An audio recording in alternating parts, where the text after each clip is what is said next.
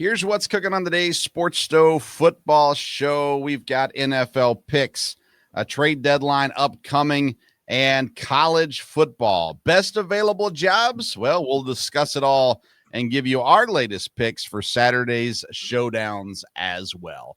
That's what's cooking on today's Sports Stove football show.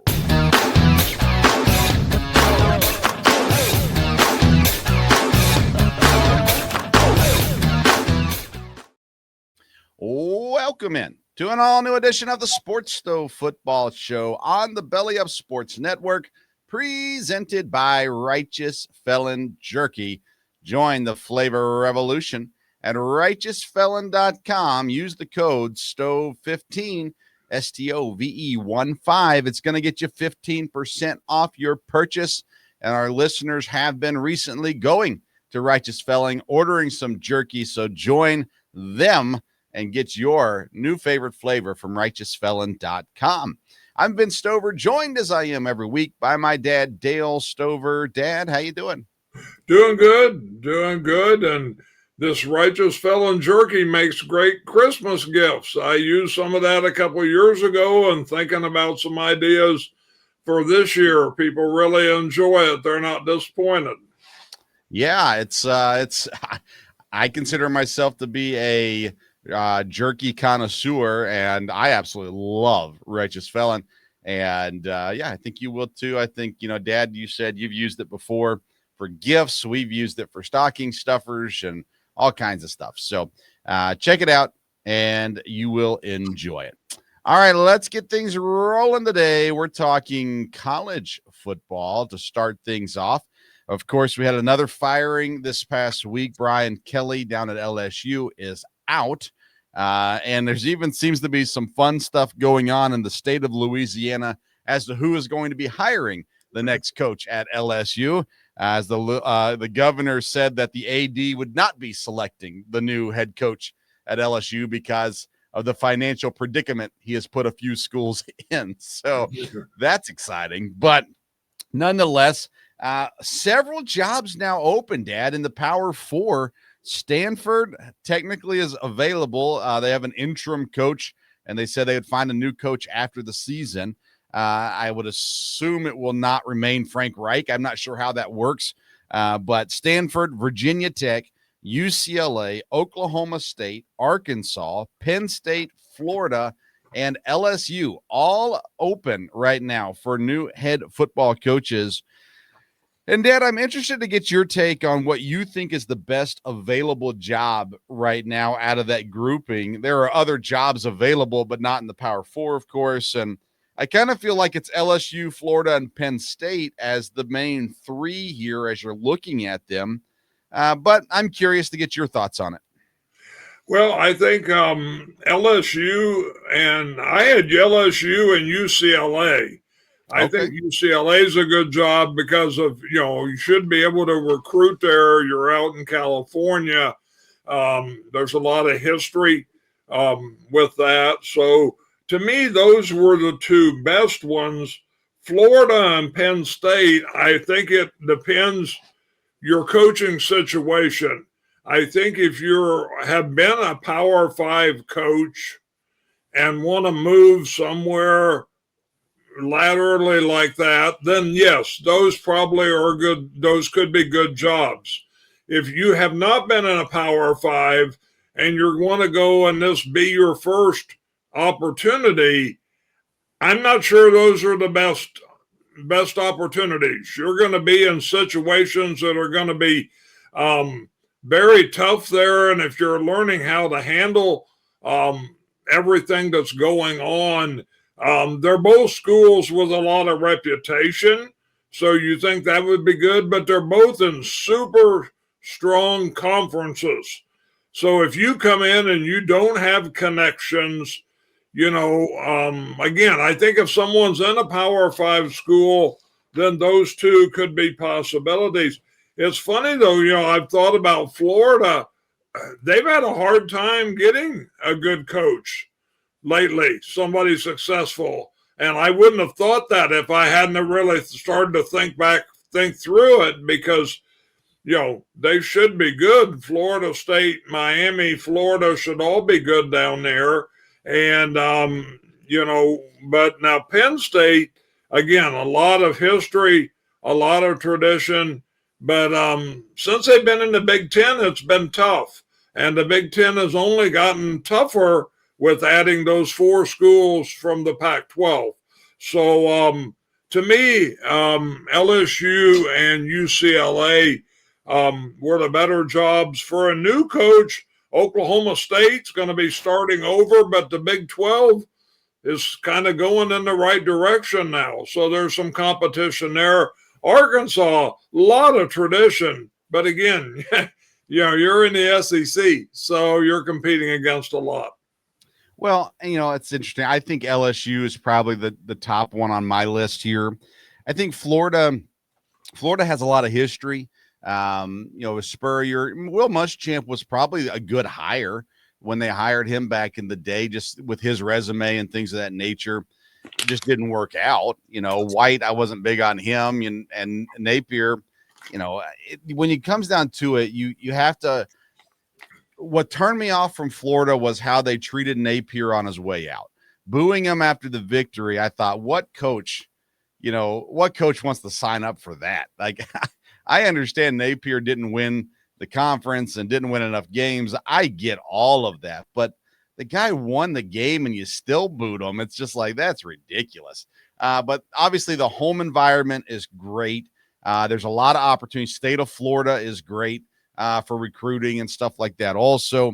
So I think Florida's up there. Penn State, same thing. They've a long history of football. Franklin did well up there. He didn't win a national championship, but he was in the running for the Big Ten, most of the time he was up there, and did a lot of really good stuff up there. I think the program's in a good situation right now at Penn State. So I'd go LSU 1, Penn State 2, and Dad, I would go Oklahoma State 3, because you have the money that is there. You have some opportunity. The expectation is not nearly what it was at these other schools.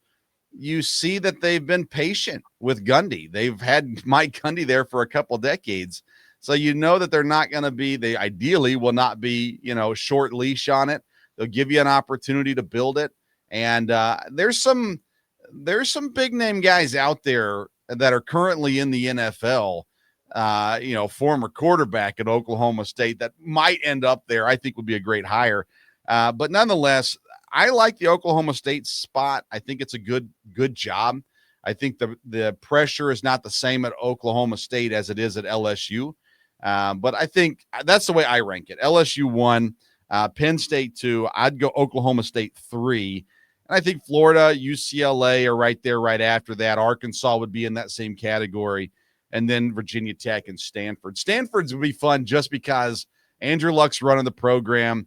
It seems like it's not chaotic. Like you can go there. If you're a football guy, you can go there and you can make good things happen there. So I think James Franklin ends up at one of these jobs. I don't know which one, but I think he ends up at one of these jobs. I think Wisconsin becomes available before too long as well. There's going to be several Power 4 schools looking to hire coaches this year. And there are going to be some good opportunities out there for some of these guys as well. Nebraska extends Rule, so he's there for another couple of years at least. They extended him through 2032, so he's there, which I think is overall pretty good for Nebraska. He's done well there. Still not where they need to be, but done well there as well. All right, Dad. Any thoughts on Brian Kelly? I didn't ask you that. Any thoughts on Brian Kelly getting fired at LSU? Well, again, I'm a little surprised in some ways. I guess it happened during the season. I was a little surprised when they hired him. Yeah, I wasn't sure that was a fit for the SEC or he was a fit for LSU. I just didn't. But he's a football coach, and LSU's got talent, and they were able to get talent. I didn't think LSU was going to have this much trouble this year from there. I did read the articles about the lieutenant governor. Yeah. Apparently, and again, to have an AD, I think colleges have to figure out this deal about signing these guys and then getting rid of them and having to pay them multi-million dollars for the next whatever years. That doesn't make any sense. I mean, I don't think a coach should be out on the street, but there's a difference between $5 million for the next year or two and 50-80 million. I mean, that's kind of ridiculous there. And of course, they negotiate buyouts or whatever because these guys will go back and get another job. But I do think they have to work that out. But the state of Louisiana and LSU, they're not going to mess around. They're going to want to get somebody that can win. They've done that before, with Nick Saban and different ones. They've gone around to get good coaches. And so we'll see how that goes. Saban's going to be the top of the list for LSU again this time. I mean, I assume they're making an offer to Nick Saban. I don't think he'll come back, but I'm sure that's the first phone call they make is Nick Saban and say, "Hey, do you want to coach again?" And he did not leave in bad terms from LSU. And so the door is definitely open if he wants to return.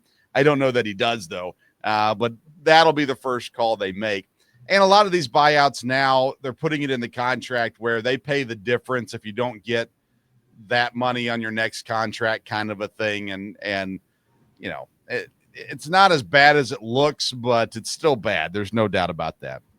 All right, let's get into our picks in college football this weekend. We've got a fun slate of games, Dad. I want to start with Oklahoma and Tennessee. Oklahoma travels to Tennessee. Of course, Josh Heupel played at Oklahoma. Last year, Tennessee won that game. And actually, last year, the team really rallied around Josh Heupel. If they thought it was important, they beat Oklahoma last year. Now they're hosting Oklahoma. I'm interested to see how the reaction is there. The environment's going to be crazy. Halloween the day after, but they're doing the dark mode at Knoxville. It's going to be awesome. But Oklahoma 6-2, ranked 18, travels to Knoxville. 6-2 Tennessee, ranked 14. Tennessee is now a 2.5-point favorite in this game, Dad. I'm picking the home Vols. I'm not sure that I'd pick Tennessee if it was in Oklahoma this year, but it's not. It's in Knoxville. So I'm going to take Tennessee this week, Dad. Who are you taking between Oklahoma and Tennessee? Well, I think same thing. The fact that it's at home at Tennessee. Both teams still have a chance to do really good this year, whoever wins this game. But I like both teams, but I'm definitely a Tennessee fan. And I think, they've played well. So I think being at home and what's at stake here, this should be a really good ball game. All these games you've got for us to pick are kind of tough ones this week. So, but I'll go with Tennessee on Rocky Top. Yeah, we try not to make it too easy for us. And so that's why the next game is Vanderbilt, number 9 Vanderbilt. I honestly never thought I would say that. Number 9 Vanderbilt is traveling to Texas to take on the Longhorns. Arch Manning is a little banged up. They're not sure if he's going to play or how that's going to work. But number 20 Texas hosting number 9 Vanderbilt. Texas is a 3.5-point favorite. It was 1.5 at the beginning of the week. It's gone up to 3.5-point favorite now against Vanderbilt. Dad, how do you pick this one? Vanderbilt at Texas. Yeah, this was a tough one. I actually didn't make my pick until right before I came on for the podcast. I could not decide on this one. I like, as you know, of course, I've not always been a Vanderbilt fan, but Vanderbilt's turned things around. This coach, I really like his demeanor and the way he handles things there. And I can only imagine what it's like back in Middle Tennessee at this point. But Texas at home is it's going to be a tough one. Vanderbilt will have had a good season no matter what. If Texas loses, I'm going to pick Texas because they're at home. It won't bother me at all if Vandy wins this, but it'll be quite a game, quite a win on the road if they can go down to Austin and win. Yeah. No doubt about it. Well, that's where we sit. We're sitting there going, Vanderbilt, great season, good job, guys. It's looked great, and we just keep expecting it to fall off the edge at some point. And if they lost the rest of their games, we would go, you know what, good season, but Vanderbilt's Vanderbilt, And last week I came to the conclusion Vanderbilt's not Vanderbilt anymore. They have taken a step forward. Texas has not played that well. They played Oklahoma. That was a good game for them.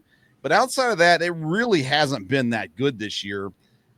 Vanderbilt will not surprise Texas, but at the same time, I don't know how anyone, comes in, plays Vanderbilt, and just like has the ultimate respect on them just yet either.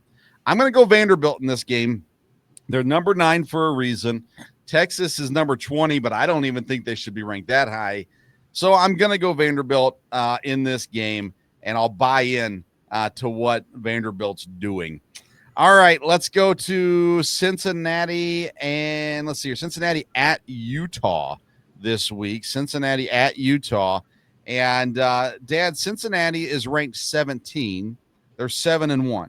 Utah is ranked 24th at 6-2, and Utah is now a 10.5-point favorite at home over Cincinnati. The disrespect for the higher seeds this week is crazy. Vanderbilt, 3.5-point underdog as a 9 seed, and Cincinnati ranked 7 spots higher than Utah as a 10.5-point underdog this week at Utah. Who are you going with in this game? Well, again, I think the line is way too high. But at the beginning of the season, when we talked about teams, I said, keep an eye on Utah. They're a team that could be okay, and they have been more than okay this year. Cincinnati's been, to me, a real surprise. Of course, they're right down the road from where I live here. Of course, Ohio State dominates all the conversation. But people are interested in the Bearcats. But again, I think being at home at Utah with kind of what's at stake for Utah, but right. Cincinnati's the same way. I'm going to pick Utah. I think the line is too high, but being at home, again, I really went back and forth on this one, but I'll go with the home team, Utah. This is one where when I first looked at it, I would have picked Cincinnati. But with this number growing to how it's grown, I'm missing something, and I'm not going to miss it here on the pick. So I'm going to go Utah as well. Cause it opened at 6.5 on Monday, and now it's at 10.5. And it's not like I follow Utah or Cincinnati football that closely. So, I'm just going to trust Vegas on this one. And I'm going to go Utah in this game. All right, that brings us to USC at Nebraska, and USC is the favorite here, 6.5 points on the road. Both teams with only 2 losses so far this season. I just mentioned Nebraska's coach got the extension on his contract. Dad, are you going with number 23 USC or the unranked Nebraska Cornhuskers? Well, again, I'm happy that Nebraska is doing well. I'm glad the coach got the extension. That's a team that you want to see be a good team. I've seen USC play a little bit on TV. I think they're the better team. So playing at Nebraska, that's a good atmosphere, no doubt about it. But I think I'm going to have to pick USC, the Trojans, on this one. All right, I'll go with the home team on this one. I just, I don't love what USC has done. They've had moments of very goodness. They have some players that are very good, of course, as well. I think Nebraska is in a right spot to win this game, though. So I'm going to go Nebraska this week there. All right, last one we're picking is an ACC battle. Duke at Clemson. Duke 4-3. A lot of people had them picked to contend in the ACC this year. Clemson, a lot of people, including myself, had them at the beginning of the season as contenders for the national championship, and they're under 500 this year. So Clemson is the favorite, still at home, 2.5 points at home. Are you going to go with the Devils or the Tigers in this one? I'll go with the Tigers there at home. And again, they've been somewhat disappointing, but again, I think they can finish strong. And I'll go with them over Duke, even though Duke's not a bad team.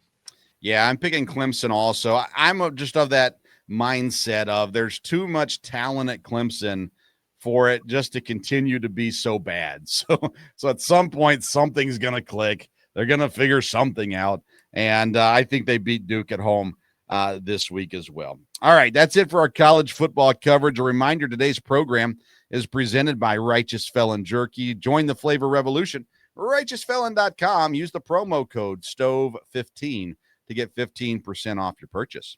All right, Dad, let's transition over to the NFL, and let's start with a few things. Tyler Shuck in New Orleans finally gets the start. We talked about this last week a little bit as well, and New Orleans has not been good at all this season, and Spencer Rattler, he's not the problem in New Orleans, but still, he's also not the solution. 1-7 at this point. So they're going to turn to the rookie. They drafted him in the second round. What are your expectations for Tyler Shuck in game one as a starter? Well, I'm glad he's getting the opportunity. It's not a great opportunity because he's with New Orleans, and depending what happens, I listened to your football show with the fantasy football show, and there was a lot of discussion about show, and I think that's correct. I mean, if New Orleans trades a bunch of stuff away, that will not help him at all. But I think for New Orleans, they need to get a look at him. They need to see, is he a guy that has the potential in the future? And this could be good for Tyler Shuck, even if New Orleans drafts a quarterback. He may get an opportunity. Somebody will see something here and say, hey, this guy's got potential to go on. I think you're right about Spencer Rattler. I think he's a good backup quarterback, but I think it's good for Tyler Shuck, and he should get several opportunities here to show what he's worth. And with the new coach, I think that he will get a good opportunity. Fair enough. Yeah, I don't expect much. I was very, very low on him, coming out of the draft, and the situation's not great. They could be trading, some receivers, and if they trade Rashid Shaheed or if they trade Olave, then that's going to hurt their weapons, and it's not setting up for success. But they are setting themselves up for a top 3 draft pick, and they're going to have to decide: are we going to draft a quarterback up there, or are we going to go? Give him some time and draft people around to help him. And they need to know what they have in them. So they finally turned to him now. Let's see here. Scatabo went down. That was an ugly injury for the Giants and really hurts kind of what their future looks like for the rest of this season, at least. But Aiden Hutchinson signs a massive extension in Detroit this week to extend himself there. And obviously Detroit's best player, I think. What he's done coming back from the injury has been phenomenal. And so big money getting dished out right now. And then next week we'll be talking about trades. I'm sure there's going to be some big trades that go down. I think wide receiver is the biggest position to watch. There's a lot of names out there right now. Jerry Jeudy, Shaheed from New Orleans, Calvin Ridley in Tennessee. There are many more as well. So we'll be watching to see who gets moved. We'll talk about it next week after it happens. And I don't see any season-altering moves happening here at the trade deadline, but definitely some things that can help out a little bit for sure. All right, Dad, let's get into our picks here today. And let's start with the game that's going to be kicking off here in about 2 hours. The Ravens at the Dolphins. The Ravens 7.5-point favorites on the road. Both teams drastically disappointing this year. Both coaches are on the hot seat, although McDaniel's more on the hot seat than Harbaugh is because of Harbaugh's past, obviously. Lamar Jackson's supposed to be back for this game. Derrick Henry's been looking good. For the Dolphins, Devon Achane has been amazing, but no one else has been. I'm going Ravens here without question. Who are you going with in Ravens Dolphins? Yeah, I'll go with the Ravens also. If they have any chance of coming back here, then they can't lose to the Dolphins.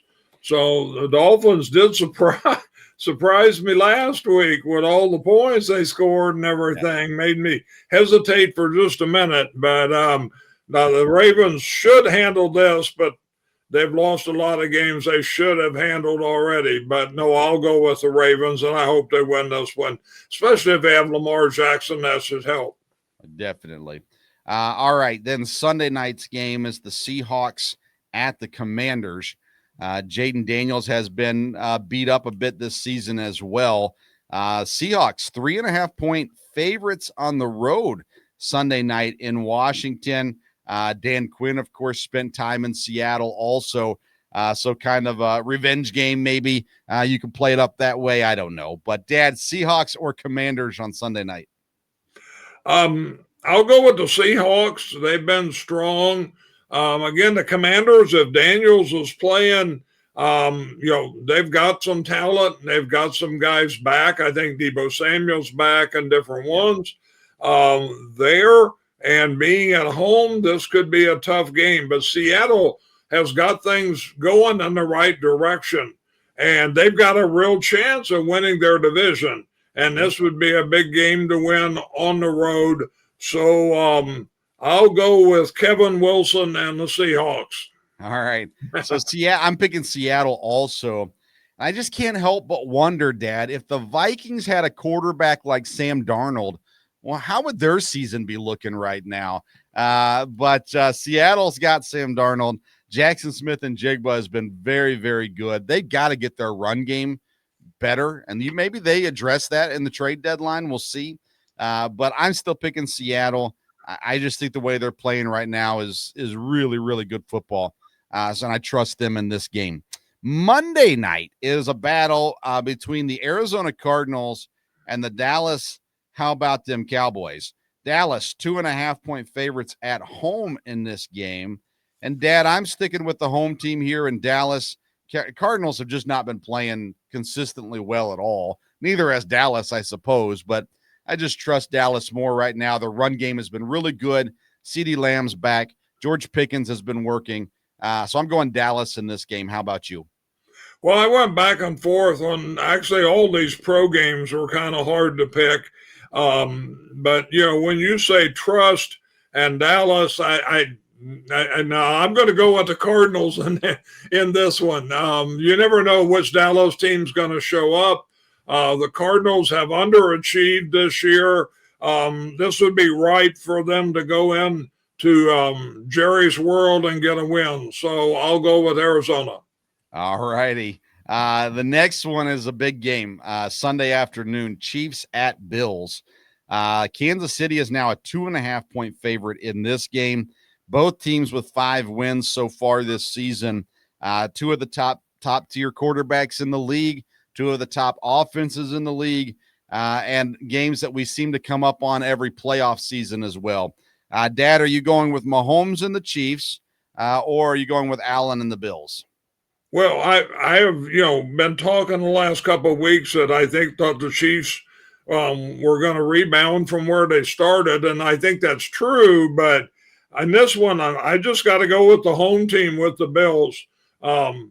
Josh Allen, I'm a believer in him, and being at Buffalo, if the Bills are going to make a move here this year, and if they don't, you're talking about another coaching change, I think, down the line.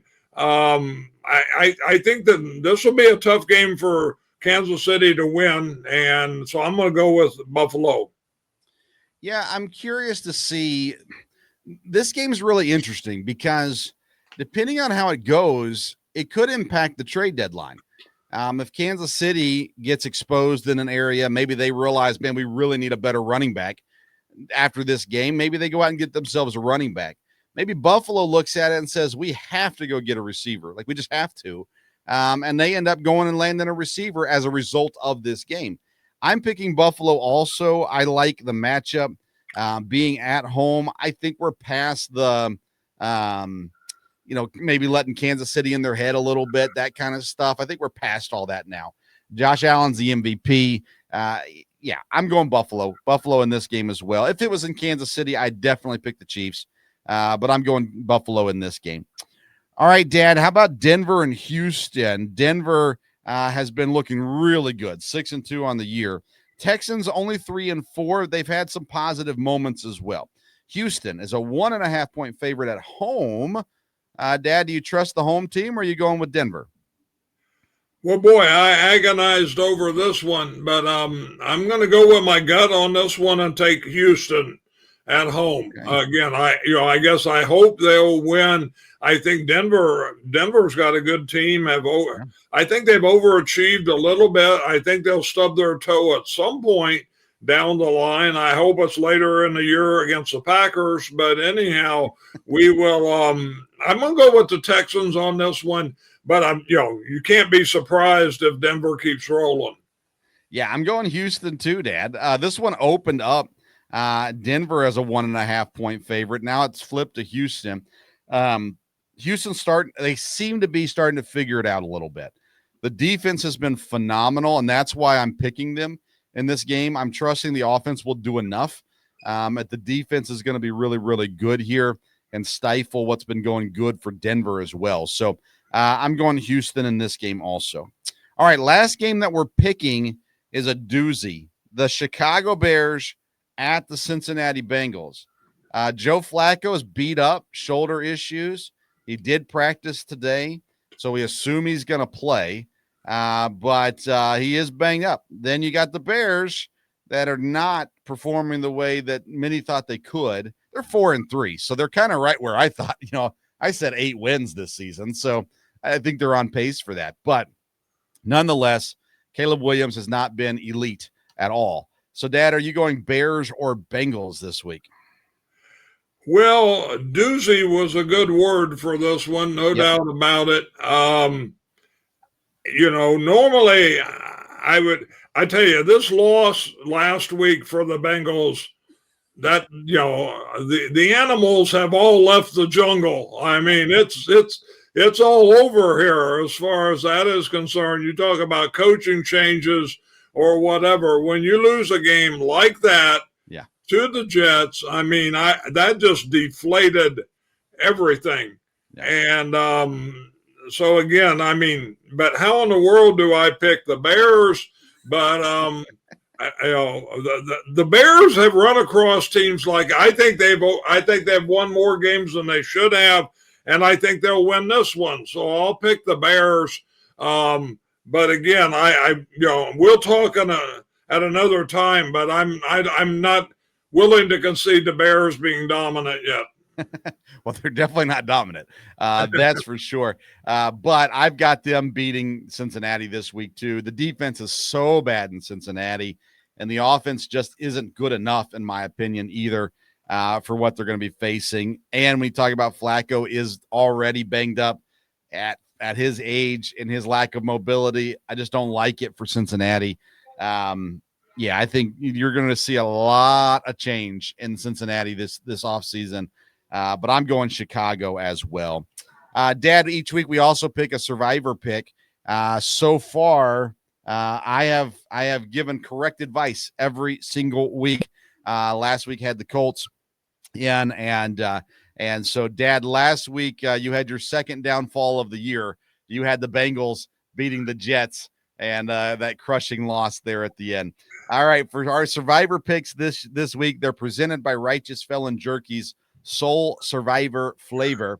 Soul Survivor is a Korean barbecue flavor that you can find at righteousfelon.com. It is a top 3 flavor in my book. I love it. So Righteous Felon Soul Survivor pick this week. Dad, I'm going to go with the 49ers this week. They are traveling to New York to play the Giants. And I think with the injury last week to Scatabo, there's already not a great team anyhow. I just think the 49ers get this one. So I'm going 49ers this week as my survivor pool pick. Who are you going with for your survivor pick? Well, like you said, last week, that really hurt. I kept looking at the scores, and I thought I'm in good shape here with the Bengals, and it went to pieces. So I looked at all of them, couple of good choices, but I think it's time to use the Packers. So I'm going to go with the Packers over Carolina. I think Green Bay is not going to overlook them. I think they're going to be ready to play and build on what they've been doing. So I'll go with Green Bay over Carolina. Yeah, the Packers don't win this week.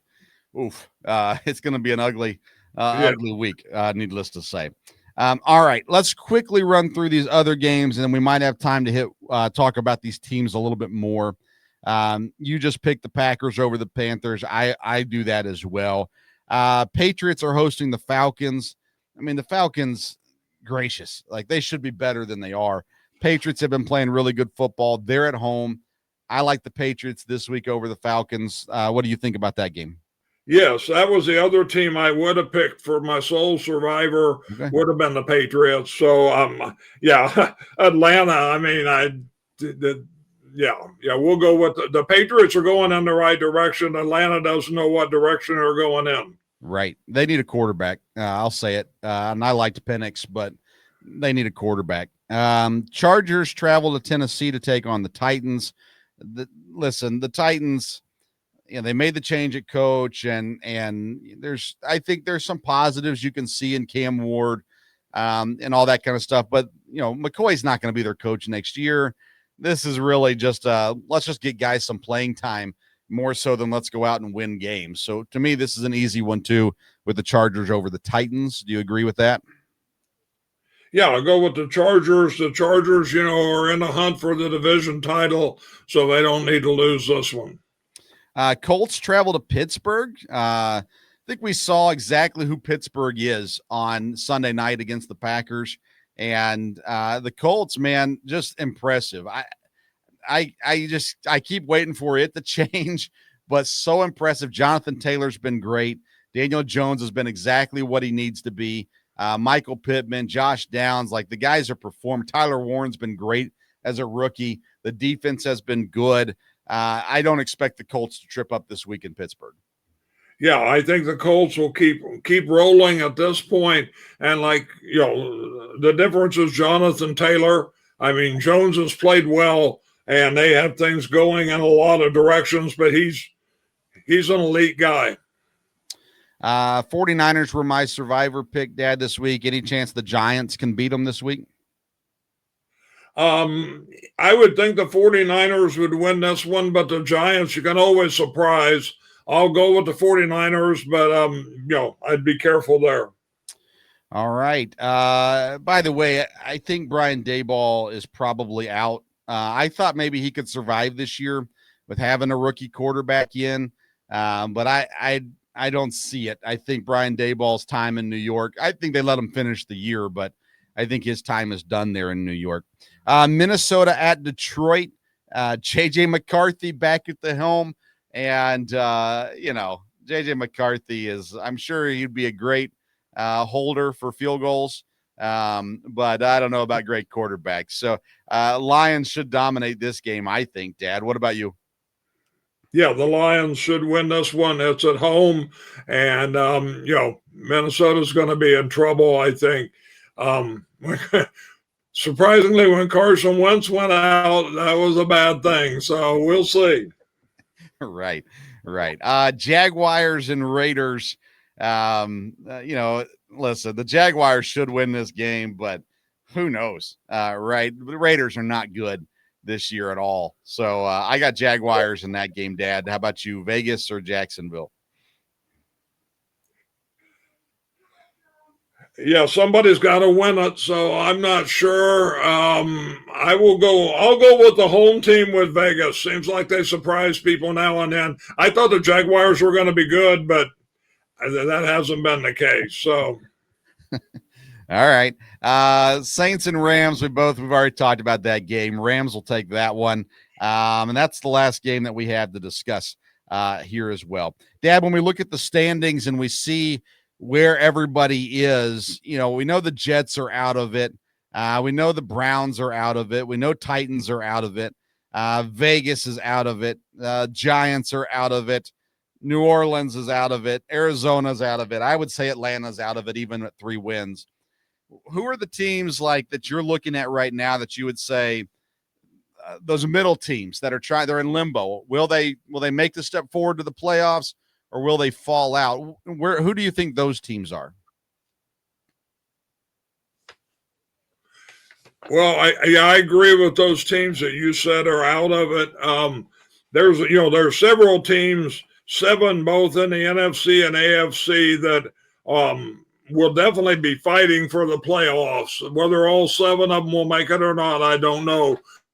But they're definitely in the hunt. Then you got the teams there in the middle. I think there's 3 teams that have fallen out of it altogether: Atlanta, Dallas, and Cincinnati. I don't think they're going to be in the hunt for a playoff spot. I think you've got 7 teams here that are just hanging on. If they win the next game or 2, they'll have a shot. If they lose, they're going to fall in that other group. Baltimore is that way. If they're going to come back, they're going to have to win some. Jacksonville's probably out of it, but they'd be there. Houston's got a shot if they can win a couple games. Washington's got a shot if they can win a couple games. Chicago and Minnesota are going to have to win a couple games to stay in the hunt, and same way with Carolina. So I think all 7 of those teams in 3 weeks could be out of it, or all of a sudden you could have 1 or 2 of them saying, well, they're going to be in the hunt. Yeah, I mean, I think you look at the NFC, for instance. You have Philadelphia, Green Bay, Detroit, Tampa Bay, Seattle, Los Angeles. That's 6 teams right there. And then I would put San Francisco in that too. That's 7 teams, and that's probably the 7 you're talking about. So when you're looking at playoff spots, I mean, Carolina, no, I don't see it. Chicago, Minnesota, I don't see it. Dallas and Washington are the ones I think you look at in the NFC as saying, hey, if you want a playoff spot, now is the time, right? Now's the time to get to work. AFC, kind of similar. Out west, you got 3 teams. You got Denver, the Chargers, and the Chiefs. Then in the South, you got the Colts. In the North, you've got whoever wins the division, which right now is Pittsburgh. And then in the East, you've got New England and Buffalo. That's 7 teams again. So then you're looking at teams like Cincinnati, which I agree with you, Baltimore, Jacksonville, Houston, like very limited number of teams that have a chance. And you're right. They've got to win now, and they've got to start stacking some wins right now in order to find themselves in the playoffs. But I think you're right. Clearly 7 teams in both divisions or both conferences that are where they need to be right now, with some teams on the outside looking in after that as well. So I'm with you on that as well. All right, Dad, anything else you want to discuss before we sign off today? No, like I said, it's we're a midway point here in the NFL, and it's going to be a good race because a couple of those teams will probably stay in it, and of course you never know about injuries can affect things in a big way. The trades I'm interested to see because that could have an effect, no doubt about it. Because even when we're talking about those 7 teams, there can be a fight for winning the division. And in some cases, winning the division and getting home field will make a big difference in the playoffs. So there's going to be, there's several, the NFC West, the NFC North, who's going to get that home field's going to be a big deal there.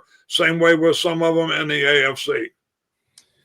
Very good. All right. So a couple things. First of all, you can always catch the audio version of this show on the Sports Stove Football Show podcast. And a couple hundred of you have found it this week, and we appreciate that for you tuning in. Now, we are doing a special episodes right now called the Sports Stove Draft Show. and it is exclusively on the Sports Stove YouTube channel and the Sports Stove Football Show audio podcast. So those are the two places you can find that. We've previewed all the offensive position groups, and we're just starting the defensive position groups tomorrow. So you can find those episodes on the Sports Stove YouTube channel or the Sports Stove Fantasy the Sports Stove Football Show podcast.